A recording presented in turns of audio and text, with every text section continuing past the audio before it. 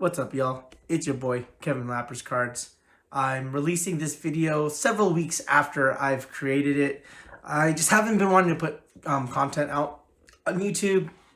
A lot of stuff going on behind the scenes. Nothing crazy. Just it's kind of just gotten me out of the mood.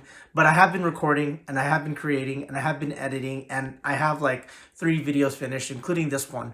So it's not that I haven't been doing anything. It's just more, I'm kind of getting in my own way when it comes to wanting to put out the content. But it's there, and I'm gonna keep putting it out for you and try to make it as good as possible. So, sorry for the delay in this, and for anyone who's actually wanted to see the end of this series, but it is done, and the following will be the video that I've created for y'all to show you guys what's been happening. But I hope you guys enjoy it, and yeah, let's do it. I'm with my boy DK. He is cashing me out on the Davis Mills. This is literally the last transaction of the Bankroll challenge. I needed to get $22 more in cash, and him cashing me out here made $5, but we're done. So appreciate you, of course, as always. Yep. Thank you. Yep. What's up, y'all? It's your boy, Kevin Lappers Cards, here with the final episode of the Bankroll Challenge. I'm sure you guys have lots of questions, and I'm going to answer them throughout the video. If I was in your guys' positions, I guess the 2 questions I would have is, why has it been a while since I released a video? And how did I go from not being halfway done with the challenge to being finished with the challenge over 1 episode? And I'm going to answer all these questions for you in this video. And I think the best way to do it is by showing you guys the spreadsheet. Throughout this video, I'm going to just highlight the major things. I don't think I'm going to break down the whole spreadsheet for you guys. You guys can just take a look at it if you want. I'll put a link in the description below. And yeah, let's just get started so I can share with you guys what happened. So how did we get to the end of the challenge? Well, 2 things happened that really just got us the whole way there. We started grading cards, and we made a really nice purchase at the Burbank Card Show. So at the beginning of episode 5, or end of episode 4 actually, we turned in about 6 or 7 cards that all came back within, a couple of weeks. It didn't take that long. But before those came back, we made a really nice purchase at the Burbank Card Show. We purchased 4 football cards, 2 Jamar Chases, a Trey Lance, and a Justin Jefferson NT RPA to 99. Not the true, but it was still a very nice card. And I only paid $100 each for these cards, which was incredible. If you look at the sheet, I made 167 on the Justin Jefferson, 77 on the Jamar Chase Prism Camo. I made 296 from the Trey Lance, which becomes the most profitable sale I've made out of all the cards in the challenge. And I sold the last Jamar Chase for $67.50 in profit. So that all these really pushed the Bankroll challenge up. So by mid-February, I was already at a close to $1,500 in profit. And then we got the cards back from grading, and we hit 10s on everything in this challenge except for 1 card. We won't get into that. I think I get into it in another video that I haven't released yet, so it is what it is. But we sold all these cards. The Mewtwo was probably the most important card from all the cards I graded. The first Mewtwo, because I ended up grading a second one later.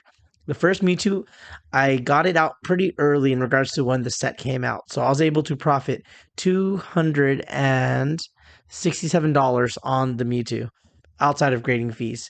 And then the Shanks, I was able to make 71, the Cynthia 81, the Entei close to $100.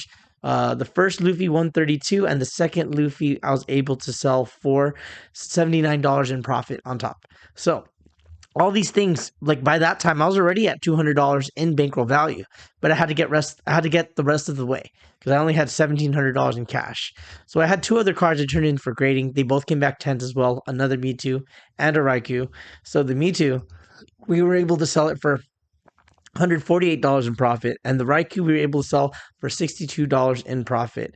So after all that, we were about $28 in cash away from being able to finish this challenge. So luckily, my boy DK cashed me out on the Davis Mills Obsidian to 25 that I purchased at Burbank as well for $5 profit and it pushed me to the rest of the way for the Bankroll Challenge, and I get to cross the finish line.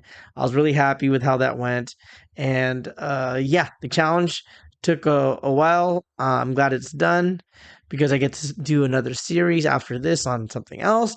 But before this video ends, I'm just going to share with you some of the highlights of the challenge and maybe a few lessons that I learned along the way. So we're going to get into that right now.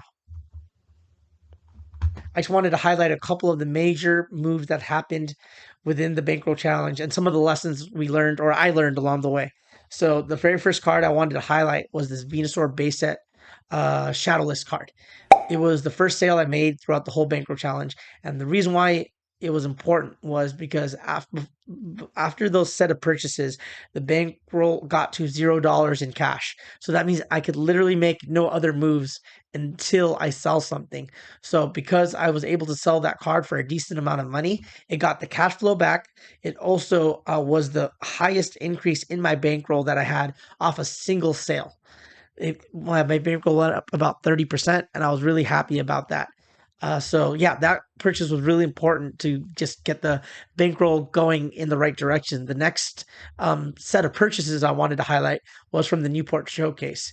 So that was the first time I really spent like a couple $100 making purchases, and I wouldn't have been able to do that confidently without the bankroll going up a little bit because I would have been too over leveraged.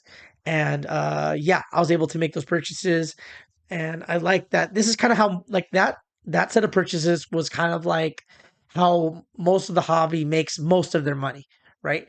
Where you'll buy things at 70% and then you'll sell it for a little bit more. And I think that was what that set of purchases was. So you see these guys where they're making $20,000, $30,000 in sales or in purchases at these shows to make 10 to 20%. So they're making like, anywhere between $1,500 and $6,000 at a show, supposedly. So I think that's the kind of purchases that seem a little more realistic, where you're able to buy cards at like, those percentages, and you could run across deals like that pretty often. It's like the one of the more consistent ways people are able to make money in this hobby, which is why I think a lot of people do it. And then the next thing I want to highlight is kind of what I've been focusing on this year, and is a little this is a little sneak peek to what my new series is about. But the next thing I wanted to mention were all the cards I turned in for grading. Like, I think grading is one of the underutilized ways of making money in this hobby because it's not as exciting to be. It is exciting, but it's also not. It's not so flashy. I guess that's the best way to put it, right? Like, but it's the all from what I'm looking at, the cards I sold that I graded were the ones that I made very good percentages on and really helped push the bankroll challenge up. So like I feel like grading is one of the best ways to really elevate in this hobby at the lowest like risks, as long as your bankroll's okay, right? Like if you have $1,000, you could turn in $300-$400 in cards to grading and make good margins on them if you could learn how to look at cards correctly and get PSA 10s or BGS 9.5s or 10s or whatever you're looking for. And then last but not least was the Burbank card show purchases that I made. I think the lesson with those four cards were you just kind of have to put yourself in a position to make a purchase like that. And if you run into a scenario where we could find a purchase like that, you can't hesitate. Like this purchase I had to make at the beginning of my video for the Burbank card show. Like, so it was very early on the first day because I promise you on Saturday that deal would not have been there.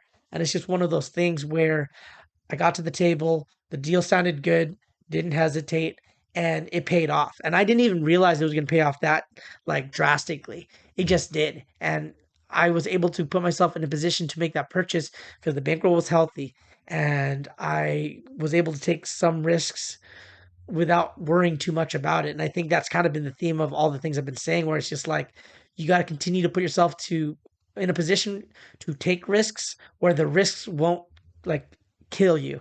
It could like, injure you, could slow you down a little bit, but like you need to be able to take these risks because these are the ones that really elevate your game and get you to the next level. So that purchase alone, like elevated the bankroll challenge drastically. I think I made over $500 in profit from that one set of purchases, which is wild. It all happened in one day where I, moved the bankroll challenge that high. So I was really grateful to find a sale like that. And I just know that over the time I've been in the hobby, maybe I'm approaching 3 years now, like I've ran into maybe 2 or 3 deals like that where I passed and I didn't put myself in a position to be able to buy those cards that I regretted, like severely or drastically. And it is what it is, like, and I think the moral of that story is just try to put yourself in a position to never have to pass on a deal like that ever, you know. And also the other thing you could do is if you do find a deal like that and you feel like you have to pass, you can always share a deal with somebody. That's one of those things where like there's so many different ways of making money in the hobby. I only like touched upon a few of them. And maybe down the line I do another bankroll challenge later where I'm able to go through higher amounts, like maybe like 1,000 to 10,000 or something, and you see like 5, 6, 7, 8 other ways that you can make money in this hobby. There's so many ways, but like at least at this moment, I hope you guys learned something from this video or this video series, and I'm really excited to put this one to rest only because I get to start the next one. The next one I also think is going to be really good. It's going to be a similar concept, I guess, to what's happening here, but not in this format. Like I'm more out and about, more vlog style, because I feel like most people like that stuff. You guys want to see me doing things instead of just sitting in a chair talking to you guys with a mic, which will happen in that series. But like 80, 90% of the video will be me out and about. And I think that's more important. So I just want to thank you guys for watching this series, watching this video, supporting the channel, like, comment, subscribe if you haven't done any of that stuff yet. And really appreciate you guys and I hope you guys have a great day.